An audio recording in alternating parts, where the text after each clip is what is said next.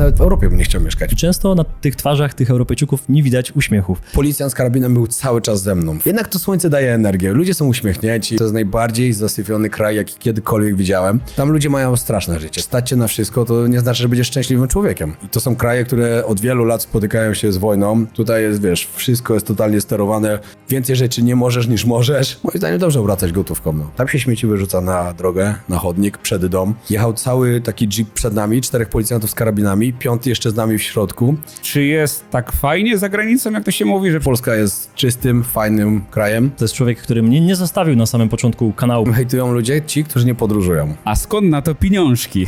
Gdzie najlepiej zacząć podróże z plecakiem? To ja zawsze mówię, Dołącz do przygody, w której zadbasz o swoje zdrowie. Poznaj partnerów naszego kanału. Hemp King, Biozdrowy i Biowen. Odkryj produkty konopne, zdrową żywność z czystym składem i suplementy diety bez zbędnych dodatków. Linki do naszych partnerów znajdziesz w opisie pod filmem.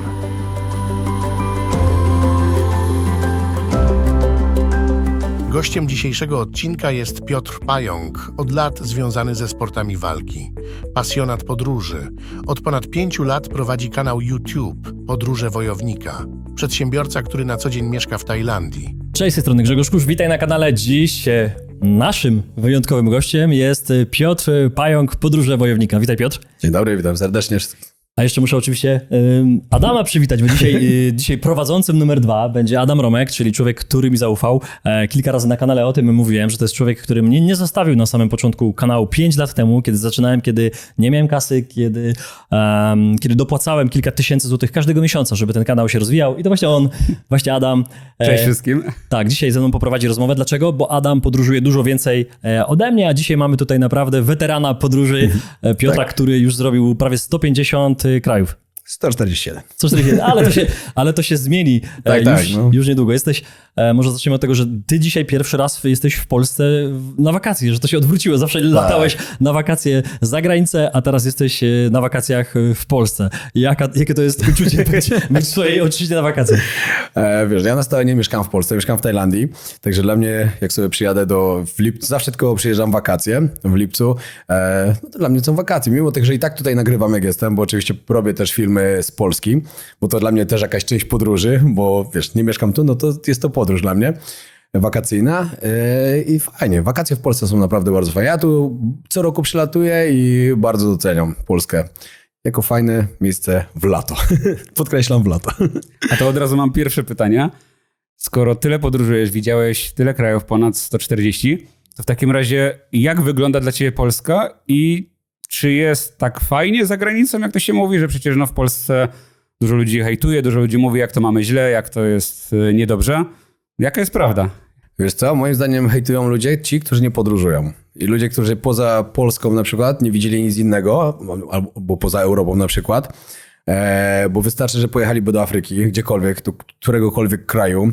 Nie mówię na jakiś piękny Zanzibar, chociaż tam też, jak ja pojeździłem trochę po Zanzibarze, to też nie jest dobrze, nie licząc plaż ładnych. Lub pojechaliby na Bliski Wschód, lub nawet do krajów Azji, tych biedniejszych, no to zaczęliby doceniać naprawdę Polskę. Zdecydowanie. Polska jest czystym, fajnym krajem i myślę, że niczego tutaj nie brakuje Polakom. No wiadomo, że każdy lubi sobie narzekać, no bo niestety większość ma to w DNA zapisane, że lubi narzekać. Ale ja po tym, jak popodróżowałem, szczególnie przez ostatni rok, jak byłem na przykład w Jemenie, w Afganistanie, w Iraku, w Syrii i to są kraje, które od wielu lat spotykają się z wojną, to my mamy tutaj naprawdę dobrze. Dlatego trzeba się cieszyć z tego, jaki mamy paszport i skąd jesteśmy, bo to jest naprawdę bardzo na plus. No, ale ty myślisz, że to takie narzekanie to jest we krwi, czy być może jest taka narracja płynąca z mediów, żebyśmy my jako Polacy byli niezadowoleni z tego i być może właśnie szukali innych krajów do wyjazdu do pracy albo faktycznie do wakacji, no bo wielu turystów, którzy przyjeżdżają do Polski, szczególnie po Euro 2012, jak dobrze pamiętam, który wspólnie z Ukrainą robiliśmy, to wielu przecież turystów z Wielkiej Brytanii powiedzieli: wow, my nie wiedzieliśmy, że jest taki piękny kraj tutaj na wschodzie, z takimi miastami jak przecież Wrocław, Gdańsk, Kraków, i oni powiedzieli: my tu będziemy latać, my nie wiedzieliśmy, nie mieliśmy w ogóle takiej informacji w mediach, że Polska jest takim rozwiniętym i świetnym krajem.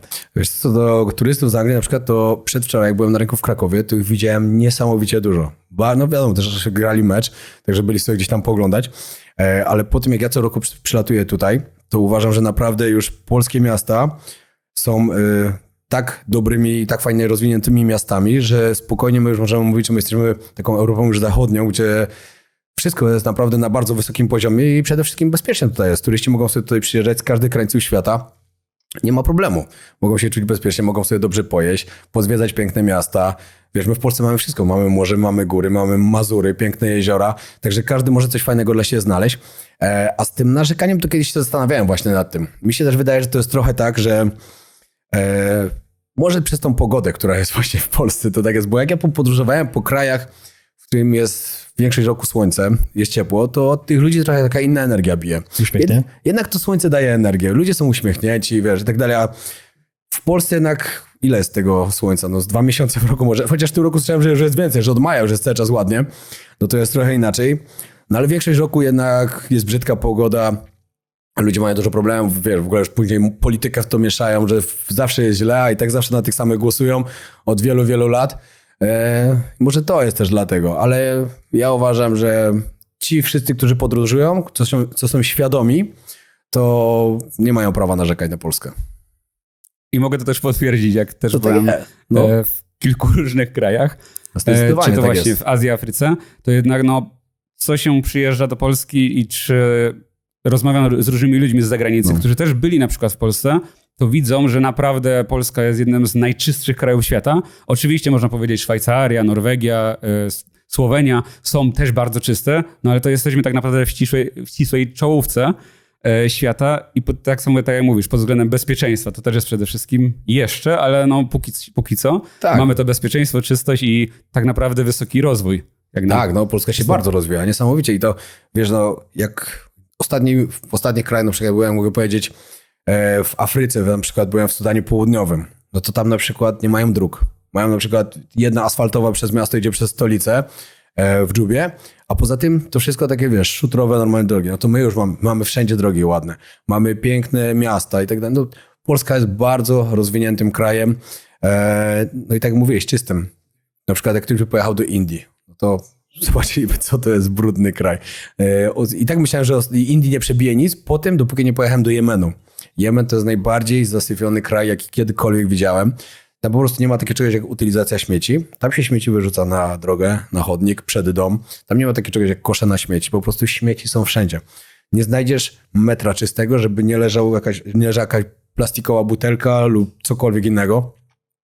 I także jak później po takim kraju przyjeżdżasz tutaj i widzisz wszędzie ten porządek, to aż po prostu wow, to jest fajne.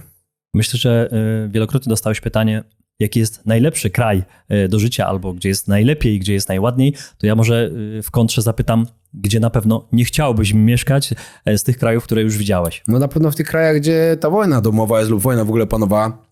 Wiesz, takie kraje jak Afganistan, Jemen, Syria. I chociaż w Iranie było całkiem spoko, no ale na pewno wiesz, no te kraje, które się od wielu, wielu lat borykają z tymi wojennymi, nie mogę powiedzieć klimatami, no też mogę powiedzieć, z wojennymi klimatami po prostu. Tam ludzie mają straszne życie. Wiesz, oni mimo tego, że nie są przyzwyczajeni, można powiedzieć, do tego, co tam się dzieje, no bo to już jest tak długo, no to oni tam mają naprawdę ciężkie życie. I tam wiesz, no na przykład dziecko się rodzi w takim miejscu, no i jaką ono ma przyszłość tak naprawdę? Ani jakoś nie ma jakoś specjalnie pieniędzy, żeby się wydostać stamtąd, albo nie ma możliwości, żeby się wydostać. Także no, w wielu tych krajach, chociaż powiem ci szczerze, że tak. Ja na przykład kiedyś sobie powiedziałem, bo ja mieszkam w Tajlandii na stałe, to jest moje miejsce, gdzie czuję się najlepiej. I kiedyś też powiedziałem, że na przykład nawet w Europie bym nie chciał mieszkać. Mimo tego, że Europa jest czysta, fajna i jest naprawdę dobra do życia, to moim zdaniem tutaj wszystko jest za bardzo poukładane. Tutaj jest, wiesz, wszystko jest totalnie sterowane. Więcej rzeczy nie możesz niż możesz. I to tak nie bardzo mi się podoba. Dlatego w Azji, przynajmniej Azji Południowo-Wschodniej, w Tajlandii jest taki większa ta swoboda życia.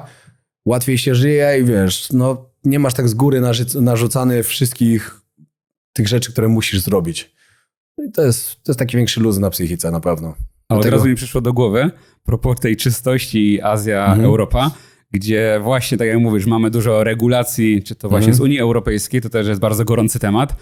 To, że mamy właśnie plastikowe zakrętki przyczepiane, to, że musimy samochody elektryczne, strefy czystego transportu, super ekologia, czyli Europa, która dosłownie produkuje kilka procent zanieczyszczeń światowych, ma bardzo ogromne zakazy i jest ograniczona wolność, no a z drugiej strony jedziemy do takiej właśnie Azji, czy Tajlandia, Kambodża, Indie, cokolwiek. Tam nigdy o czymś takim nie słyszeli i tam już jest brud w drugą stronę. Znaczy ogólnie Tajlandia nie jest brudna, bo trzeba przyznać, że w Tajlandii jest w miarę spoko. Znaczy na kogoś, kto przyjeżdża na przykład z bardzo czystego kraju i nagle wjedzie na ulicę Bangkoku, to sobie pomyśli, że to jest wielki syf, a tak to jest nieprawda.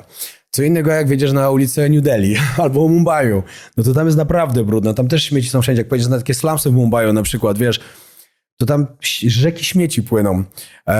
Ale to jest tak, że dla mnie to jest właśnie pod tym względem śmieszne, to właśnie te przyczepki w zakrętkach, to dla mnie w ogóle głupota na maksa, ale mniejsza z tym.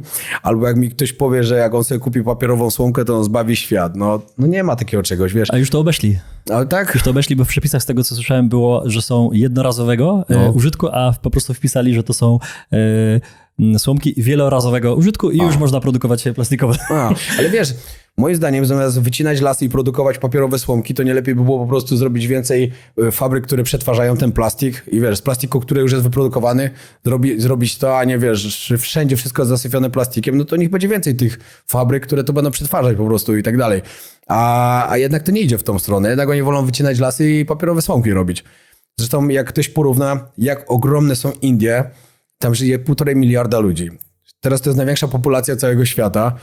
I jak taka Europa myśli, że cała Europa zbawi to, co się dzieje na reszcie świata, to nie ma szans. Po prostu nie ma szans. No. Ale to znowu jest to, dopiero jak człowiek zaczyna podróżować, widzieć inne rzeczy, to nagle mu się poszerzają horyzonty, nagle widzi, że świat jest trochę inny, No tak, nie tylko to, co w telewizji widzimy i dopiero zaczyna rozumieć coraz bardziej, jak ten świat wygląda. Znaczy ja ogólnie uważam, że to śmiecenie i wszystko to jest bardzo złe. Ja uważam, że każdy kraj powinien być czysty, powinna być ta utylizacja tych śmieci, te przetwarzanie przede wszystkim tego plastiku i tak dalej, bo jak się pojedzie do takich Indii, no to jak się widzi ten syf, no to jest aż straszne, jak tam, wiesz, idziesz ulicą, bo tam są święte krowy, te krowy zjadają te plastikowe worki, wszystko, dzieci się bawią na tych kupach śmieci i tak dalej, no to jest bardzo złe.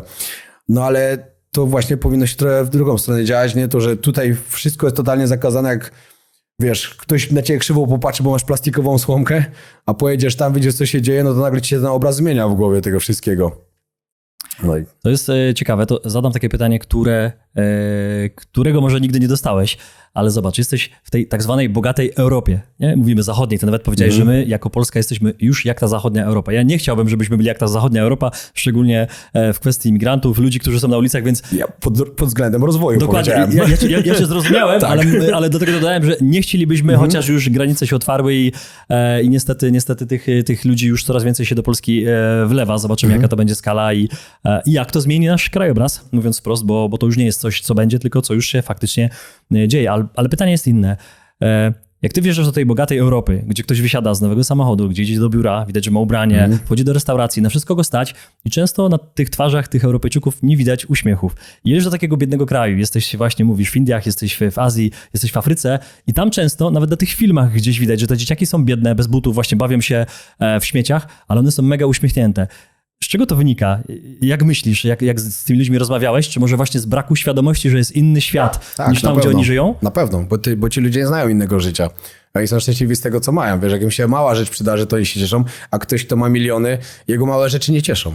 Jego cieszą tylko duże rzeczy. On sobie nie wyobraża to, jakim szczęściem jest to, że on może iść na kolację do restauracji, że on ma samochód i to, że nie spadnie mu bomba na głowę, wiesz. A tam ci ludzie się cieszą naprawdę z małych rzeczy. I nigdy nie powiem, że pieniądze szczęścia nie dają, bo jasne, że dają, ale jak potrafisz je dobrze wykorzystać. To jest najważniejsze, bo to, że jesteś multimilionerem, masz, wiesz, stać się na wszystko, to nie znaczy, że będziesz szczęśliwym człowiekiem.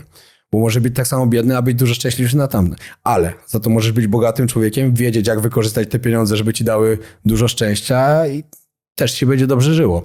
Także moim zdaniem tak jak ci powiedziałem, no oni nie znają innego życia i ich cieszą takie rzeczy, które normalnego człowieka, tego bogatego nie będą cieszyły, a oni potrafią z tego plusy wyciągnąć. Zacząłeś temat pieniędzy, więc Adam, ja już chciałem zadać na pewno jedno pytanie. Tak. Nawet nie o to, ale bardziej o tym zaraz.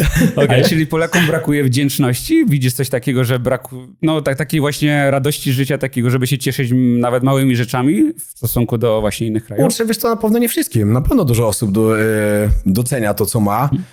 Nie chciałbym teraz mówić, że wszystkim Polakom jakoś brakuje, ale no... niektórzy po prostu, jakby to powiedzieć dyplomatycznie, Może przez naszą żeby historię. hejt się nie Nie, bo ja bym to chciał powiedzieć jakoś tak w miarę normalnie, że na pewno wiele osób docenia i tak dalej, ale to właśnie są ludzie bardziej, którzy gdzieś byli, widzieli, że powiem tak, bo ja to zauważyłem sam u siebie na kanale. Często ludzie lubią oglądać, jak ktoś ma gorzej od nich, to wtedy doceniają bardziej to, co mają. Ale jak ktoś już ma lepiej, no to wtedy się w głowie pojawia, że on ma lepiej, no to cyk, hejt od razu. Ja to na przykład u siebie się przekonałem, że jak zaczynałem podróżować, moim zdaniem te vlogi robiłem bardzo takie, wiesz, no typowo takie, sam skleiłem na telefonie. Wiedziałem, że one były takie zwykłe, nic nie było specjalnego. Kiedy zaczęło mi się wszystko rozwijać, montażysta, lepsze vlogi i tak dalej, i ludzie widzą, że już trochę mam więcej tych pieniędzy, że wiecie, to kupiłem sobie tutaj dom w Tajlandii, tu mam jakiś samochód, tu mogę sobie podróżować trochę drożej niż normalnie, no to już zaczyna to ludziom przeszkadzać. Już się coraz większy hejt pokazał, a ty już nie jesteś tym podróżnikiem, co byłeś, bo tutaj masz jakiegoś przewodnika, tu sobie w Jemenie ochronę wynająłeś i w tym, wiesz, no takie głupoty totalne. Ale ja widzę, że to jest przez to, że ludzie widzą, że się poprawił mój status, trochę ten finansowy. I to jest też właśnie takie dziwne, ale to jest tak najbardziej właśnie widoczne tutaj w Polsce, że tutaj na przykład hejt to jest dla zabawy. Tu ludzie sobie dla zabawy cię zhejtują, nie doceniają. Sąsiad musi mieć No gorzej. tak, no wiesz, oni zamiast cię poklepać po plecach, super, fajnie, że się udało. Fajnie, że na przykład z chłopaka, który jak zaczynał podróżować, nie miał nic, że ja jak ruszyłem w pierwszą podróż, w ogóle nie wiedziałem, czy mi starczy do końca podróży. Nagle rozwinąłem się do takiego punktu, że teraz mogę sobie pojechać gdziekolwiek chcę, ile bym nie musiał zapłacić. Jak na przykład na Antarktydzie byłem, albo gdziekolwiek wyprawa do Somalii mnie 30 000 kosztowała. Wiesz, normalnego podróżnika, który zaczyna, nie stać na takie rzeczy. A ja jednak mogłem pojechać i pokazać, jak wygląda ta Somalia albo Antarktyda. I tu jednak już się pojawia, nie, no już ma za dobrze, to już nie jest to samo. No takie trochę głupie to jest, ale niestety tak to jest. Ja myślę, że ważne, żebyśmy się też trzymali faktów. Na pewno jest rzecz, która nas bardzo łączy, to jest YouTube i też czas, który nagrywamy, bo wiem, że ty nagrywasz, wrzuciłeś kilka dni temu, że 500 000 subów, 500 000, więc bardzo gratulujemy. Dziękuję bardzo, dziękuję. Ale tam się pojawiła też ważna liczba, że 5 lat nagrywasz, 5 miesięcy i chyba kilkanaście... 23 dni. 23 dni. Więc też dla wszystkich, którzy myślą, że sukces to jest sprint, to nie. Sukces to jest zawsze maraton, bo ilu znasz ludzi, którzy zaczęli nagrywać kanał i wytrzymali tak jak ty, prawie 5,5 roku i teraz ty mówisz, że jest ten hejt, bo tobie się udało, no ale przez 5,5 roku to nagrywasz. się nie udało, ja Tak, zapracowałem. ty to zrobiłeś. Dokładnie tak, ale oni wiem, jemu się to udało, bo widzą efekt końcowy. Wielu ludzi to widzi, tą wisienkę na torcie i to powiedziałeś, że oni dzisiaj widzą, że ty masz montażystę, no ale lepiej ci się pracuje, wygodniej. Możesz tak. to zrobić dzisiaj po tym czasie, a na samym początku, tak jak powiedziałeś, pierwsza podróż, nie wiedziałeś, czy wystarczy ci do końca podróży. Dlatego ja sobie zrobiłem 5 tatuaży. Hard work, motivation, discipline, success. Jeszcze tutaj mam passion, czyli cierpliwość. A jak pokażesz, to będzie więcej wyświetleń. Cierpliwość to jest najważniejsze, ale wszystko to prowadzi do siebie, wiesz. Nie ma sukcesu bez dyscypliny, Tak. bez ciężkiej pracy, bez motywacji, ale cierpliwość. Właśnie to nie ma nic od razu, wiesz. No, wiadomo, jak robisz jakiś głupi content, który wrzucisz 3 filmy, wskoczy ci viral, masz też 500 000, no ale to jednak nie cieszy tak bardzo, jak robisz systematycznie, jesteś zdyscyplinowany i to rośnie i dochodzisz do tych wyników. Moim celem jest zrobić 1 000 000 subskrypcji, zdobyć złoty znaczek, co jeszcze się nie udało żadnemu takiemu podróżnikowi w Polsce na YouTube, ponieważ teraz najwięcej subskrypcji, znaczy ja mówię z tych takich starszych, tych co dochodzą podróżami do tego, to Bartek Bezplan ma 650 chyba i to jest górna granica. Nikt takiego czegoś nie osiągnął, nikt nie dobił do tego 1 000 000. A moim celem jest to zrobić właśnie i ja to zrobię. I wszystkim udowodnię. Ale to, co mówisz, jest właśnie dopiero się docenia, dopiero się widzi, ile to wymaga pracy i tak dalej, jak się dochodzi od zera. I tak jak myślę, no tutaj my wszyscy tak naprawdę od zera coś robiliśmy, od zera gdzieś działaliśmy, czy w biznesie, czy w swoich różnych działaniach i dopiero jak to robisz, cierpliwie, tak jak mówisz, tą ciężką pracą, latami dochodzisz do tego momentu, w którym teraz jakby jesteś, tak samo jak Grzesiek, czy ja również, no to dopiero się wtedy widzi, ile za tym stoi, no ale ludzie często z zewnątrz widzą tylko tą przykrywkę, widzą tylko tą wisienkę na torcie, że tobie to się udało, tobie to tam na pewno ktoś pomógł i tak dalej. No, niestety tak jest. Ja ostatnio na przykład mi się bardzo szybko kanał zaczął rozwijać. Wiesz, inwestuję w reklamę, w różne rzeczy i byłem w ciągu ostatniego roku byłem w wielu naprawdę bardzo niebezpiecznych krajach. I wiesz, w ciągu 1 roku na przykład przyszło mi 186 000 subskrybentów nowych. Wiesz, wiele milionów wyświetleń i tak dalej. I dostałem komentarz, pewnie kupił. Ja mówię, dobra, to jedź sobie do Jemenu, jedź do Afganistanu, jedź do Somalii, zobaczymy, wiesz, czy będziesz mógł tak sobie łatwiej napisać, pewnie sobie kupił subskrybentów. To mnie też tak śmieszy, że naprawdę, ale trudno, no. Nie każdemu się da dogodzić. Ale oni zawsze będą, ci hejterzy. U nas się Tak. też pojawiają. Na początku ich było mało, czasami się zdarzają. Ktoś mi ostatnio powiedział, że to znaczy, że robicie dobrą robotę, bo też weszliście do tego grona ludzi, którzy przez przypadek was obejrzeli, ale też im się wyświetliliśmy. To ja zadam pytania a propos tych niebezpiecznych... Jeszcze jedno ci powiem, tylko najważniejsze właśnie musisz wiedzieć, że im wyżej będziesz, to osiągnąłeś sukces, a sukces ma wrogów i zawsze tak będzie. Tak, to się zgadza. Pytanie o te niebezpieczne kraje, bo to jest na pewno minus tych podróży w miejsca, gdzie albo nie można jeździć, albo jest niebezpiecznie. Wspominało się o miejscach, gdzie jest wojna. My jako Polacy, tacy, którzy patrzą nie za szeroko poza Europę, to wydaje mi się, że tylko na Ukrainie coś się dzieje, a krajów, gdzie są jakieś konflikty zbrojne domowe jest między 20 a 30. Tak, bardzo dużo. W jednym czasie, w tym momencie 27, jak pisałem książkę, to pamiętam, że było miejsc na ziemi, gdzie jest wojna, mniejsza czy większa. Tak. Czy miałeś taki moment, że twoje życie realnie było zagrożone, że coś się działo takiego, że się po prostu bałeś? Czy się bałem, to nie wiem. A odważny jesteś chłopak, ale... Wiesz co, ja ostatnio sobie podsumowałem, dlaczego ja w ogóle jeżdżę do takich krajów. Ja zauważyłem, że wcześniej jak gdzieś tam jeszcze nie podróżowałem, ale tak więcej walczyłem, to mi dawało największą taką adrenalinę, której ja potrzebowałem. Teraz tą największą adrenalinę właśnie mi daje podróż do takiego kraju, gdzie coś się dzieje. Albo gdzie się działo, ale jednak wiesz, potrzebuję tą ochronę. Wiesz, mam gościa, który z karabinem łazi wszędzie za mną, nawet do kibla idzie. I to mi daje chyba teraz taką największą właśnie tą adrenalinkę i to mnie jakoś tak napędza do takich ciekawych podróży. Ale czy miałem takie... Pamiętam, jak byliśmy w Syrii, no to byliśmy w takim mieście Homs, no to w ten sam dzień 2 czy 3 kilometry od nas uderzył dron w szkołę wojskową i zabił 123 osoby, ileś tam sedranił też. I to było właśnie w tym samym czasie, co my byliśmy w tym mieście. I nasz przewodnik nam o tym nie powiedział, bo nie chciał nas wystraszyć. Na drugi dzień ja wstaję rano i dostaję dziesiątki wiadomości, czy wszystko dobrze u nas, bo akurat wiedzieli, że jesteśmy w tym mieście. Ja napisałem, że tak, że no co się stało. I ktoś mi wysłał artykuł właśnie, że ten dron tam uderzył, że tyle osób zginęło i tak dalej. No ale to też tak, wiesz, to nie był przypadkowy dron, na pewno on był wycelowany specjalnie, bo to była jakaś tam inauguracja roku szkolnego w szkole wojskowej, no to wiesz, no ktoś po prostu chciał go tam wycelować. No ale to było takie chyba najbardziej. No ale wiesz, jak jedziesz na przykład do Jemenu, ja w Jemenie miałem cały czas ochronę ze sobą, ponieważ tam dochodziło do porwań turystów. Mimo tego, że tam cały czas wojna domowa jest, ja byłem w rejonie, gdzie jest w miarę spokojnie, bo tylko tam mogłem przylecieć, ale na przykład policjant z karabinem był cały czas ze mną. Wchodziłem do hotelu, on siedział na dole.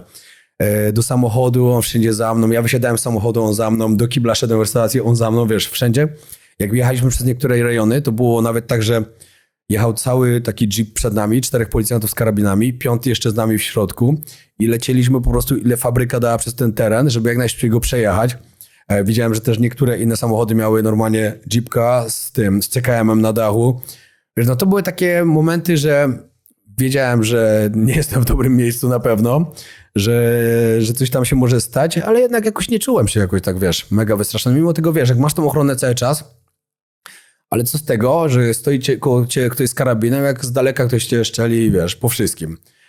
To jest takie, wiesz, no jednak musisz to mieć, bo w tym kraju mają zastrzeżone, że musisz mieć tą ochronę dla twojego bezpieczeństwa, ale to nie jest bezpieczeństwo w 100% na pewno. Takie 50/50. Mhm. No, ale czy czułem strach? Nie, raczej nie. A ja bym dodał też do tego to, że często właśnie w mediach u nas wszędzie słychać o wojnach, o problemach, że wszędzie same najgorsze rzeczy się dzieją. Najlepiej to po prostu siedzieć w domu i się smucić tym wszystkim. I to też zauważyłem, że więcej niebezpiecznych sytuacji mogłoby być dosłownie w Polsce, w miastach największych Polski, czy w Niemczech, z różnych przyczyn, a nie właśnie, nie wiem, w Tadżykistanie czy w Kambodży, gdzie wielu ludzi, którzy nie podróżują, mogą mieć właśnie takie myśli, że co to jest koniec świata, na pewno coś tam się stanie. Więc to jest też takie... Ja w ogóle na tych polskich stronach tego ministerstwa tego piszę, że nawet żeby odradzają podróż do Tajlandii. Bo w Tajlandii, dla mnie Tajlandia to jest najbezpieczniejszy kraj na świecie. A wiesz, a tu możesz przeczytać, że odrodzamy, bo kiedyś dochodziło do zamachów jakichś terrorystycznych, możecie ktoś okraść, pobić. Jeju, no jak wszędzie, to wiesz, bez sensu nieraz to tak piszą, ale no tak się dzieje, no. Nagrywaliśmy na kanale taką serię. Na razie 2 filmy się pojawiły. Film o Karolu. który uciekł z Kanady i przyjechał do Polski, bo powiedział, że kiedyś uciekł za pracą do takiego raju, tak? Niektórzy jechali do Stanów, on pojechał do Kanady, ale potem zobaczył to, co się dzieje w kwestii, powiem delikatnie, dziwnych rzeczy, które dzisiaj widzimy w świecie pod kątem takiej być może zbyt dużej wolności w wyborze dla dzieciaków w szkole i tak dalej. Znacie ten odcinek, to możecie zobaczyć. No i później nagrywaliśmy z Arkiem, który uciekł z Berlina. Jak zobaczył też, wiesz, faceta, który drugiego faceta prowadzi na smyczy, jak psa. I wiesz, jak zwrócisz im uwagę na to, co to jest, no to nazywałem cię nazistą, więc oni też uciekli. Oni akurat na Cyprze Północnym mieszkają, gdzie też pojechaliśmy. Piękne, świetne miejsce, gdzie oczywiście też wielu mi powiedział, nie jedź, bo niebezpiecznie, Cypr Północny, super. stary, ale Cypr Północny. Mój turecki, nie, to tam nie wrócisz stamtąd. Ja byłem na obydwu stronach super. Jest. Dokładnie, pojechałem na Cypr Północny Potwierdzam. i bardzo fajnie, moim zdaniem lepiej niż na południowym.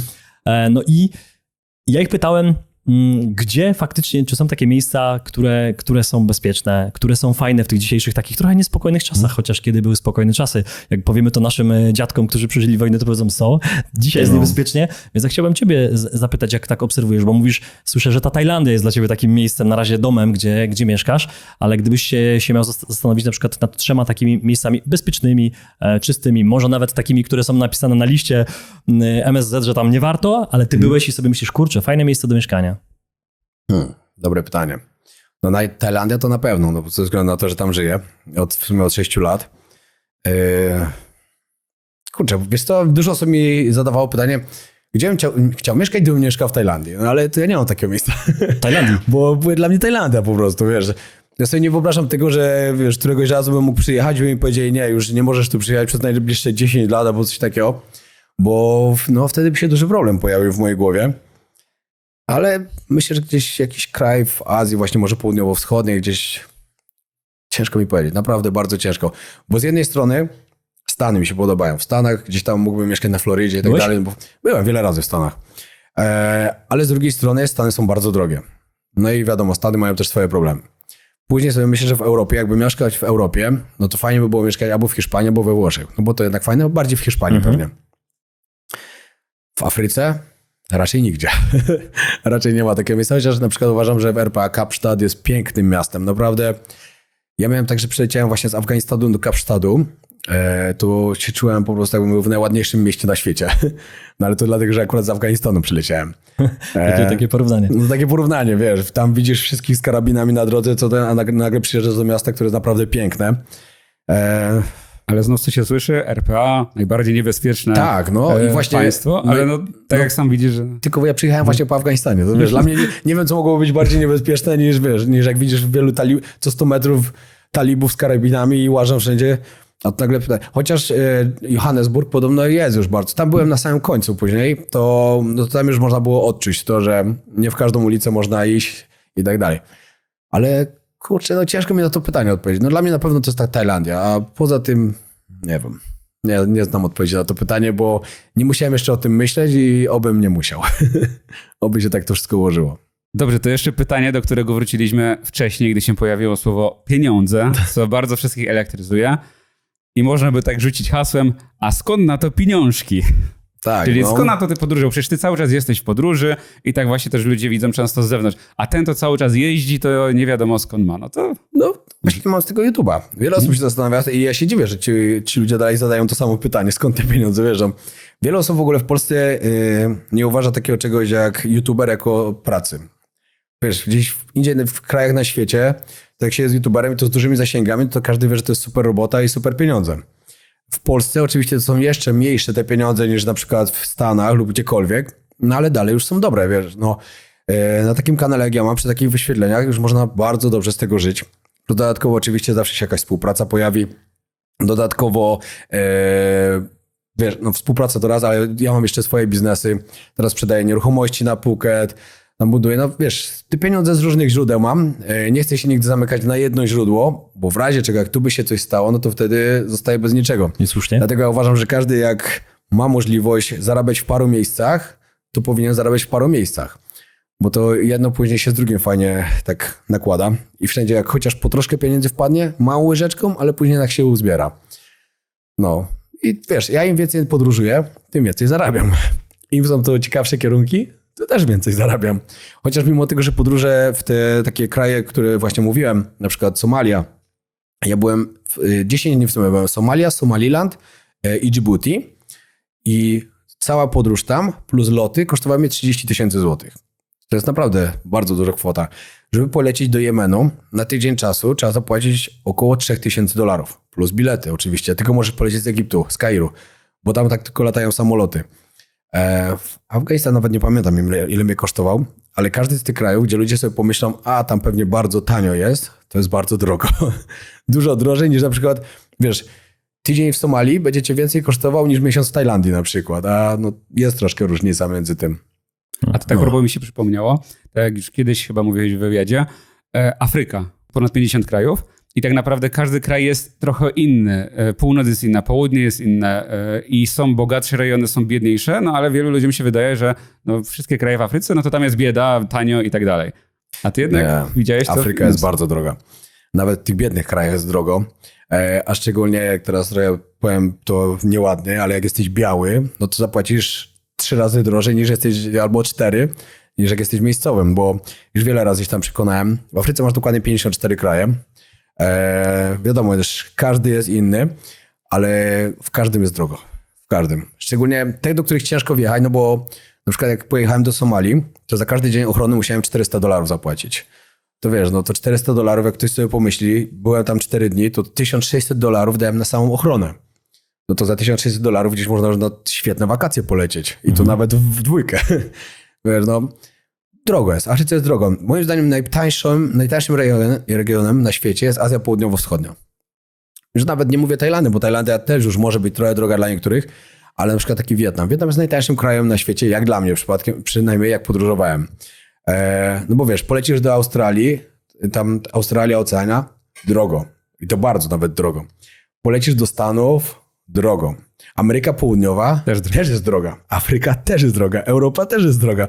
I tylko właśnie w tej Azji Południowo-Wschodniej jeszcze te ceny są naprawdę takie, że jak ktoś sobie wyobrazi, że można polecieć i tanio spędzić wakacje, nie licząc lotów, no to tam jeszcze tak naprawdę można i tanio podróżować. Jak ktoś zawsze mnie pyta, gdzie najlepiej zacząć podróże z plecakiem, to ja zawsze mówię tamten region. Azja Południowo-Wschodnia, bo tam łatwo można sobie się przemieszczać, można w fajnych hostelach tanio spać, super ludzi poznać, bo tam wielu podróżników jeździ podróżować. No, chyba tak, no. Tam by było najlepiej. A w Afryce najdrożej. I Afrykę tylko zobaczyć, zobaczyć tak naprawdę i jechać dalej. No, ale no właśnie, ja mam plan taki na przyszły rok. Chciałbym Afrykę Zachodnią przejechać od samej góry, od Maroka, aż zjechać do RPA. No to tam po drodze, wiesz, będę miał chyba ponad 20 parę krajów. Cała, jak tak sprawdzałem mniej więcej, to będzie około 15 000 kilometrów. Parę miesięcy oczywiście chcę to robić, ale czeka mnie naprawdę mocne wyzwanie i też na pewno kosztowne. I od razu mi przyszło do głowy, tak troszkę podchwytliwie, bo spotkałem się z tym i to często właśnie od innych podróżników. Jeśli ktoś właśnie liczy, w ilu krajach był. Na przykład ty byłeś, nie wiem, w 140 krajach, jak tam byłem, nie wiem, w 52. Ktoś powie, to ja byłem w 160, w 80. Że to jest tylko liczenie, że tylko sobie jakby zaliczasz kraje i w ogóle nie znasz tego kraju, bo powinieneś być tam miesiąc. Jak ty się do tego odnosisz?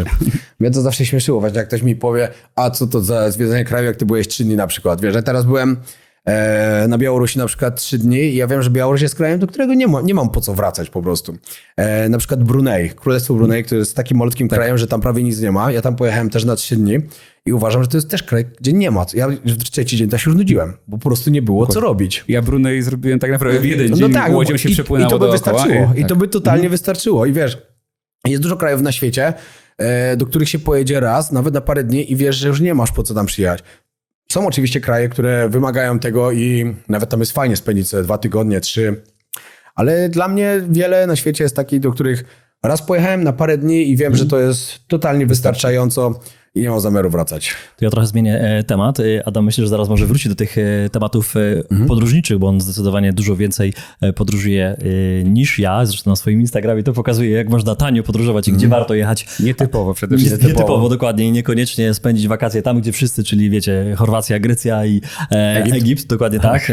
Wielu ludzi tam jeździ nadal. To ja mam takie pytanie, no bo tak, siedzimy w Polsce, w centrum Europy i internet tutaj, można powiedzieć, dzieci się rodzą i wiedzą, że ten internet po prostu jest w powietrzu i on ludzie nie pytają już, czy internet jest, bo po prostu to jest jak prąd, tak można powiedzieć. To jest medium, które zawsze jest. 2 miliardy ludzi na świecie, internetu nie jest podłączone do internetu. Czy ty przez to widziałeś i miałeś jakieś problemy, będąc w takich miejscach na świecie? No na Kubie było najlepiej. Przypłynąłem na Kubę, akurat miałem taki rejs po Karaibach, przypłynąłem na Kubę do Hawany i ja nie wiedziałem o tym, że tam nie ma internetu. Bo to było bardzo dawno temu, jeszcze nie byłem takim podróżnikiem jak teraz, to ja wakacyjnie sobie jeździłem. Wysiadam z tego statku, podchodzę gdzieś, mówię komuś, gdzie tu złapię Wi-Fi, bo muszę coś sprawdzić, co na Instagramie. Się tak patrzą na mnie, jakie Wi-Fi? Ja mówię, no internet, muszę się podłączyć, muszę coś sprawdzić. Mówię wam, ale my na Kubie nie mamy internetu. Ja mówię, jak wy możecie internetu nie? Na całym świecie jest internet. Ja mówię, ale nie na Kubie. Wiesz, i to było dla mnie takie zaskoczenie, że dalej są właśnie takie miejsca i to taka, wiesz, Hawana, stolica Kuby i tak dalej. I tam oni mieli podobno tylko w jakimś jednym hotelu, takim naprawdę 5-gwiazdkowym drogim, gdzie gdzieś można było takie połączenie znaleźć. Ja wiem, że trochę się to tam zmieniło teraz, że teraz już w coraz więcej miejscach można tam znaleźć internet, ale to było takie zaskakujące i w wielu miejscach na przykład, gdzie bym powiedział, że na pewno nie będzie internetu, a był na przykład, wiesz, niesamowicie szybki. O, walnę w to. Ale tak w ostatnim czasie w podróżach to najgorszy problem miałem właśnie w Sudanie Południowym, jak byłem. No to tam tylko w stolicy był internet, już poza tym to nie było nigdzie. I na przykład jak byłem w Afganistanie też, no to w Afganistanie był internet, że mogłem sobie sprawdzić tam coś na social mediach, ale na przykład, żeby wysłać materiał już, to już nie było szans. Po prostu wysył był tak słaby, nic z tego kraju nie wypływało, tak jakby wiesz, że nie mogłem uploadować. Szczególnie tam miałem tak, że ja chciałem codziennie wysłać ten materiał, bo ja się bałem, że go stracę. No bo jednak tam miałem takie sytuacje, że jakieś bliskie aresztowania byłem i tak dalej przez talibów. Ja się bałem, że oni w końcu mi wezmą ten telefon albo skasują mi wszystko i na marne tam pojechałem. Nie będą pokazać, co tam robiłem. I tam do samego końca po prostu miałem taki lekki niepokój tego, że ja to stracę wszystko, co mam. Ja na 3 telefony zrzuciłem sobie te materiały, żeby to tylko gdzieś może akurat się uda przemycić jakikolwiek telefon, żeby tam wyleciał. No ale tam był taki bardzo słaby. Ale tak to większość miejsc, gdzie jadę, to naprawdę ten internet jest dobry. To jest już tak rozwinięte, że w nawet tych takich najgorszych dziurach, jak ci się uda, no to gdzieś go jeszcze złapiesz. No. A tu bym mógł jeszcze podrzucić propos Polski, bo też zauważyłem to w stosunku do innego świata, że Polska, o dziwo, jest jednym z najbardziej rozwiniętych technologicznie krajów. I tu chodzi bardziej pod tym względem, że mamy możliwości w stylu. Mamy Blika, gdzie wiele krajów nie ma czegoś takiego nawet w Europie. Niemcy, Francja też nie do końca. Płatności, oczywiście płatności gotówkowe są świetne, ale chodzi o tę możliwość, żeby mieć, albo właśnie rozwinięty internet, rozwinięte połączenie, bez problemu można coś zrobić, a w niektórych krajach na przykład są zablokowane niektóre aplikacje. Ja się też z tym spotkałem, nawet we Francji było część aplikacji zablokowane miałem i to nawet na YouTubie. Nie mówiąc już o innych krajach azjatyckich czy... Paczkomaty mamy, świetne rozwiązanie. Ej, ale to serio super. Tak, to jest polskie rozwiązanie, Blik zresztą też polskie rozwiązanie. W Tajlandii na przykład my nie mamy Blika, tylko mamy QR-kody. Tam każde miejsce, każda restauracja, każdy sklep, każda osoba nawet ma swój QR-kod, że tylko podchodzisz, cyk, skan i wysyłasz. I to jest tak fajne, tak szybko, ale w Polsce Blik chyba tak samo działa, że tylko wpisujesz kod i od razu możesz Tam nie trzeba kodu wpisywać, tylko tam robisz cyk, skan i od razu wysyła się. To jest też fajne. I to też było bardzo rozwinięte w Somalii, jak byłem na przykład. W Somalii nikt pieniędzy nie używa, bo na przykład taka kupa pieniędzy, naprawdę taki plik, to było $40. Tam w Somalii wcale nie było tanio. Taki plik by musiał zapłacić na przykład za obiad, jak poszliśmy gdzieś coś zjeść sobie. Taka inflacja. I oni tam używają dolarów, ale ze względu na bezpieczeństwo nikt pieniędzy przy sobie nie nosi, żeby go nie okrali. No to każdy ma swój kod z banku. Jak gdzieś wchodziłem, gdziekolwiek, to szedł ze mną mój przewodnik i on tylko pytał kod. Dobra, $1 wysłany, $2 wysłane. Wiesz, każdy checkpoint, wszystko, każdy musiał pieniądze dostać oczywiście, bo to wiadomo, ale to też fajnie tam działało. I jeszcze pod tym, czekaj, jeszcze miałem powiedzieć, Bliku mówiłeś i jeszcze to drugie... Paczkomaty. Nie paczkomaty. Szybkie płatności po prostu. Szybkie płatności, ale jeszcze to drugie, co powiedziałeś, co jeszcze mamy w Polsce, ale mi wypadło z głowy teraz. O czym jeszcze powiedziałeś? Oprócz Blika. O internecie. O internecie mówiliśmy. Nie, internecie. Blokady. O aplikacjach mówiłeś, że są zablokowane? Aplikacje, właśnie, o tym miałem powiedzieć. Właśnie na przykład jak byłem w Tybecie, to tam totalnie miałem wszystko zablokowane. Tam VPN to mi po prostu życie ratował, bo bez tego to tydzień siedział bez totalnie żadnych social mediów i tak dalej. I to w wielu krajach na świecie się spotkałem też właśnie, że jednak tutaj mamy taką wolność, jak ludzie myślą, że nie, to i tak naprawdę to mamy, że że możemy wszystko i nie mamy nic poblokowane. Chociaż dobra, czy mamy coś poblokowane, to jeszcze nie wiem do końca, ale... Ale na pewno- powiedzmy, że mamy względną Mamy na pewno wolność i względnie, dobrze. mamy na pewno lepiej niż w wielu miejscach na świecie, no. Sąsiad ma gorzej. W tym przypadku tak. W tym przypadku tak, idealnie powiedziane. Zapytam bo mówisz o płatności, które są związane z QR-kodami, ala polski Blik. Jak byłeś w tylu krajach, jakbyś miał powiedzieć, czy większej ilości krajów jest gotówka, czy jest płatność bezgotówkowa, co dzisiaj widzimy w ogromnej ilości się wprowadza i ta gotówka jest wycofywana z wielu miejsc, wręcz niechętnie się przyjmuje gotówka. Jak to wygląda na całym świecie? Bo nam się w Europie wydaje, że w tym kierunku to idzie, CBDC, tak, ma być wprowadzane, już w Europie jest to testowane powolutku w Niemczech. Także jak to byś wiedział? Dolary faktycznie fizyczne Tak. ratują bardziej? Wiesz co, ja jestem akurat człowiekiem, który zawsze lubi mieć gotówkę przy sobie. Także ja zawsze Chwalimy. Zawsze gdzie nie jadę, ja pieniądze w kieszeni muszę mieć, bo ja się lepiej czuję, jak ja mam tą gotówkę przy sobie. Ale czy tak jest? Wiesz co, no w Somalii to na pewno się z tym spotkałem, że tam w ogóle się gotówki nie używało. Tam już tylko wszystko działało właśnie telefonem, że się wysyłało te kody. Ale w innych krajach to tak nie. No raczej wszędzie się z tych pieniędzy korzystało jeszcze, gdzie byłem. Bo... Czyli to tylko ta rozwinięta, zachodnia, zacofana Europa idzie w kierunku Wiesz co, właśnie... ale dobre pytanie mi teraz zadać. Tak sobie próbuję przypomnieć, czy gdzieś to jeszcze tak działało, ale chyba raczej nie. Chyba wszędzie raczej z pieniędzy korzystałem. Ja na przykład też jak podróżuję, to zawsze jak przylatuję tylko na jakiekolwiek lotnisko, wyląduję, to od razu idę do bankomatu, żeby wziąć te pieniądze. I ja też sam jak płaciłem, to też raczej wszędzie się starałem gotówką. Wiadomo, nieraz mi się zdarzało po prostu, jak gdzieś się dało kartą, To jest to płaciłem normalne, kartą. tak. Ale no... Pytam bardziej o dobre trend. pytanie. No tak, Pytam no. o trend, który, nie wiem, jak jesteś w Polsce, to pewnie widzisz, że kiedyś można było bez problemu wypłacić większe kwoty, a dzisiaj masz 800 zł, albo nie ma Tak. pieniędzy, O, to nawet nie bankomaty wiedziałem. znikają, albo wolniej działają. No. No to taki jest trend. Jesteś rzadko w Polsce, to ci No, powiem, to że może jeszcze nie generalnie... wiedziałem. No dobrze, to fajnie, że mi powiedział, bo nie wiedziałem. No, dobra. Albo jak wpłacasz pieniądze, albo chcesz wypłacić, to cię pytają, na jaki cel, jak chcesz wpłacić pieniądze na swojego konto, pytają, skąd je masz. Czyli inwigilacja, no. No, tak. Totalna na inwigilacja, na no. wyższym poziomie po prostu. Totalnie, Tak, no. także ten kierunek. A że my na kanale bardzo promujemy gotówkę. No, ja jestem człowiekiem ogólnie gotówkowym. Ja uwielbiam mieć pieniądze przy sobie. Ja, wiesz, płatności, jak gdzieś muszę, no to zapłacę, To ale... już cię lubimy, jeszcze bardziej. Gotówka to wolność. Nasi Tak, no, nasi ale widzowie tak to wiedzą. uważam, no. Tak. Jednak zawsze... Teraz ktoś powie, że mówię, no dobra, że gotówkę ci chcą, to nie zarabiałem legalnie, bo nikt im nie powie, skąd mają pieniądze. Ale to też nie jest tak, no wiesz, no... Moim zdaniem dobrze obracać gotówką, no. Oczywiście, że tak. Mi chodzi o to, żeby też była wolność i wybór. Uważam, że Blik, uważam, że rozwiązania szybkiego przelewu, jeśli ktoś jest za granicą, to jest świetne Płatność rozwiązanie. telefonem nawet. Płatność telefonem, dokładnie. No tak, no. Tylko dlaczego nie mieć wyboru? Dlaczego na przykład Słowacja potrafiła wpisać do konstytucji to, że obywatele mogą używać gotówki, a w Polsce jakoś...